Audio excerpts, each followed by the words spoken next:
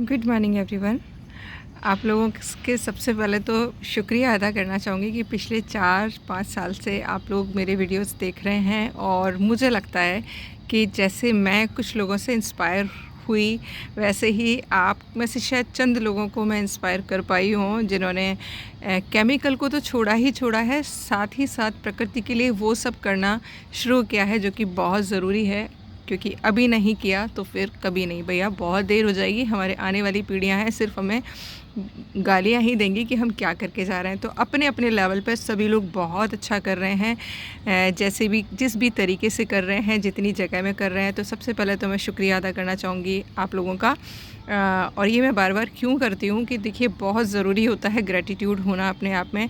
कमियां निकालना बहुत आसान होता है, लेकिन किसी को अप्रिशिएट करना या किसी के प्रति ग्रैटिट्यूड रखना बहुत ज़रूरी होता है। तो सबसे पहले आप लोगों का बहुत बहुत शुक्रिया। आज के दिन मैं बहुत कुछ करना चाहती थी हमेशा से ही, लेकिन बचपन में तो देखिए इतना होश ही नहीं होता। लेकिन अब उस स्टेज में हूँ कि मुझे लगता है कि कुछ तो आज के दिन स्पेशल करना चाहिए कि भगवान ने हमें इस धरती पे भेजा है। तो मेरी इच्छा हमेशा ही रहती है कि मैं कुछ बड़े पेड़ लगाऊं, लेकिन वो पॉसिबल नहीं हो पाता इस टाइम पर, क्योंकि बहुत ठंड होती है।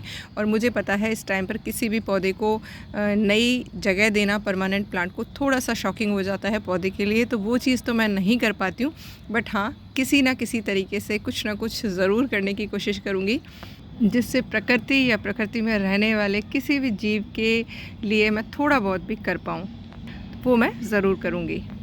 आप लोगों से एक प्रार्थना है कि जिस तरीके से आप लोगों ने सपोर्ट किया है, प्यार बनाए रखा है, आशीर्वाद बनाए रखा है, वैसे ही अपना आशीर्वाद बनाए रखिएगा कि जब तक सोशल मीडिया पर हूँ आप लोगों के साथ टच में रहूँ और कुछ नया सीख कर आप लोगों के साथ शेयरिंग करती रहूँ।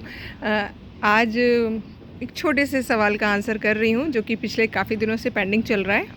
बायो एंजाइम और लिक्विड फर्टिलाइज़र में डिफरेंस। तो देखिए, लिक्विड फर्टिलाइज़र इंस्टेंट बनता है, इसमें उस तरीके से फर्मेंटेशन नहीं होता है जैसे कि बायो एंजाइम में होता है। बायो एंजाइम में आपको पता है बोतल को बिल्कुल एयर टाइट बंद करके 3 महीने का प्रोसेस पूरा करके हमने एंजाइम बनाना होता है। लिक्विड फर्टिलाइज़र हम इंस्टेंट दे सकते हैं, जिसमें 6 घंटे भी भिगोते हैं चीज़ों को, 12 घंटे भी भिगोते हैं, 2 दिन भी भिगोते हैं, महीना भर भी भिगोते हैं, 2 महीने भी भिगो देते हैं।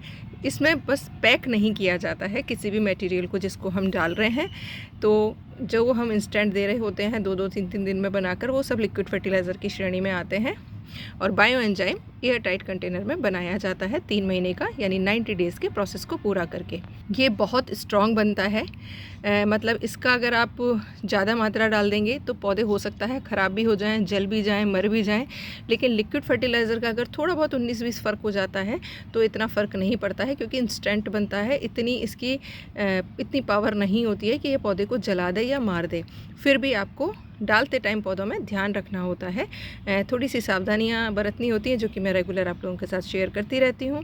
अब कई लोगों की क्वेरी ऐसे आ रही कि मैम ये बताइए कि हम लिक्विड फर्टिलाइज़र और बायो एंजाइम का डेट क्या है। तो देखिए, ऐसा डेट नहीं होता है इसका। जैसे उत्तरायण और दक्षिणायन में आप पढ़ेंगे कि किस टाइम पर हमें मिट्टी में काम करना है और किस टाइम पौधों पे ऊपर काम करना है। तो मैं अपना बता रही हूँ। लिक्विड फर्टिलाइज़र देने का काम मैं ज़्यादातर पूरे महीने में कभी भी कर लेती हूँ, लेकिन विशेष जो करती हूँ, मतलब जब मुझे लगता है कि पौधे को ऊपर पोषण की बहुत ज़्यादा ज़रूरत है, तो मैं हमेशा अमावस के बाद देना शुरू करती हूँ, जिससे कि आपको पता है अमावस के बाद में पानी जो है धीरे धीरे करके ऊपर आना शुरू होता है और ऊपर तक पहुँचता है। तो मैं इस चीज़ का ध्यान रखती हूँ कि पूर्णिमासी से 4-5 दिन पहले लिक्विड फर्टिलाइज़र मिट्टी में डालना शुरू कर देती हूँ, तो मिट्टी में भी पोषण मिल जाता है और पौधे को ऊपर तक पोषण मिल जाता है। बायो एंजाइम छिड़कने का काम मैं फुल मून नाइट और नो मून नाइट, इन दोनों को मैं ज़रूर करती हूँ। इनसे 2 दिन पहले 3 दिन पहले से छिड़कना शुरू कर देती हूँ, अगर मुझे लगता है कहीं पेस्ट अटैक है। तो उससे होता क्या है कि आपके पौधे जो हैं पेस्ट अटैक से भी बचते हैं, आपके पौधों को पोषण भी मिल जाता है, और अगर किसी भी लीव्स पर या ब्रांच पर कोई भी किसी भी तरीके का पेस्ट होता है तो वो भी क्योर हो जाता है। और ये तो देखिए साइंटिफिक रीज़न है ही कि भाई पौधा अमावस यानी नो मून नाइट के बाद ऊपर की तरफ ग्रोथ करना स्टार्ट करता है, और चूँकि पानी धीरे धीरे नीचे जाता है तो वो जड़ों का विकास होता है पूर्णिमासी के बाद। तो आप इस चीज़ को फॉलो कर लेंगे ना, तो आपको सारी चीज़ें धीरे धीरे करके क्लियर होते चले जाएंगी। मैं बहुत ही ज़्यादा नहीं घुसती हूँ इन चीज़ों में, बस मुझे पता है, बेसिक्स पता है कि एक बार अच्छे से पॉट फिल कर दिया तो ना ही आपको लिक्विड की टेंशन करनी है फर्टिलाइज़र की, ना ही आपने बायो एंजाइम की टेंशन करनी है। 2 तिथियां भी अगर आपने फॉलो कर ली ना, फुल मून लाइट और नो मून लाइट, इस पर आपने स्प्रे भी करना है और मिट्टी में भी देना है। मिट्टी में कब देना है? पूर्णमासी से पहले आप सारे पौधों में मिट्टी में डाल दीजिए, ऊपर तक अपने आप पहुँच जाएगा। और अमावस में आप सारे पौधों पे स्प्रे करना शुरू कर दीजिए, तो पौधे को ऊपर से पोषण मिल जाएगा। छोटी छोटी सी टिप है, इनको अगर आप ध्यान रख लेंगे तो मुझे लगता है आपका गार्डन हमेशा ही हरा भरा और कलरफुल रहेगा। और ख़ास जो चीज़ है, पेस्ट फ्री रहेगा, क्योंकि बीमारियों से बचाना अपने पौधों को बहुत ज़रूरी होता है। कि अगर आपके पौधे बीमार होते हैं, डल लगते हैं, अच्छे नहीं लगते देखने में, तो आप कितना भी गार्डन में पैसा खर्च कर लें, मज़ा नहीं आता है देखने में।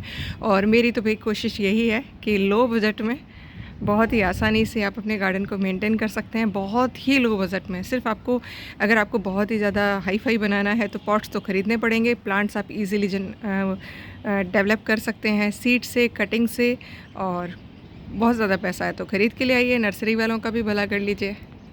एक यूट्यूबर हैं जिन्होंने मुझे बोला था कि मैम आपके टेरेस का विज़िट करना चाहता हूँ, लेकिन आप अपने टेरेस को थोड़ा अच्छे से मेंटेन करिए, मतलब अच्छे से जचाइए, सजाइए। तो मेरा रिप्लाई ये था, मैंने कहा भाई मैं अपना टाइम पास कर रही हूँ, मैं सिर्फ चीज़ों की प्रैक्टिस कर रही हूँ। मैं 4थी मंजिल पर रहती हूँ, मेरे यहाँ लिफ्ट नहीं है। सोच के देखिएगा, जब मुझे यहाँ से जाना पड़ा और सपोज़ करिए 100 पौधे भी मुझे यहाँ से ले जाने पड़े, तो कैसे नीचे जाएंगे। नेचुरल है, कोई ना कोई बंदा नीचे लेकर जाएगा अपने कंधों पर रखकर, तो उसका भी मुझे ख्याल रखना है कि उसको चोट ना लगे।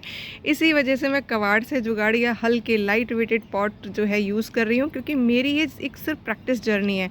मैं सिर्फ वो चीज़ें सीख रही हूँ कि कहीं मुझे परमानेंट जब मुझे रहना पड़ेगा तो मैं कितनी आसानी से नेचुरल तरीके से गार्डनिंग कर सकती हूँ। इस वजह से मैंने ये सब चीज़ें की हुई हैं। अगर आपका परमानेंट एड्रेस है तो आप लोग कर सकते हैं उस चीज़ को। मैं इसमें बहुत खुश हूँ, क्योंकि मेरे पौधे बहुत हेल्दी रहते हैं। मुझे उससे कोई फ़र्क नहीं पड़ता कि मेरे पॉट्स कैसे दिख रहे हैं, मेरे प्लांट हेल्दी दिखते हैं, ये मेरे लिए बहुत बड़ा अचीवमेंट है। और मुझे इस चीज़ से कोई फ़र्क नहीं पड़ता कि मेरे पॉट्स कैसे दिखते हैं। तो आई होप आपकी क्वेरी का आंसर मिल गया होगा। मिल गया तो अप्लाई करिएगा और अपना आशीर्वाद बनाए रखिएगा। आप लोगों के साथ जुड़कर मैं भी बहुत कुछ सीख रही हूँ, इसके लिए शुक्रिया। और बस अपने लेवल पर प्रकृति के लिए थोड़ा बहुत करते रहिएगा। Thank you.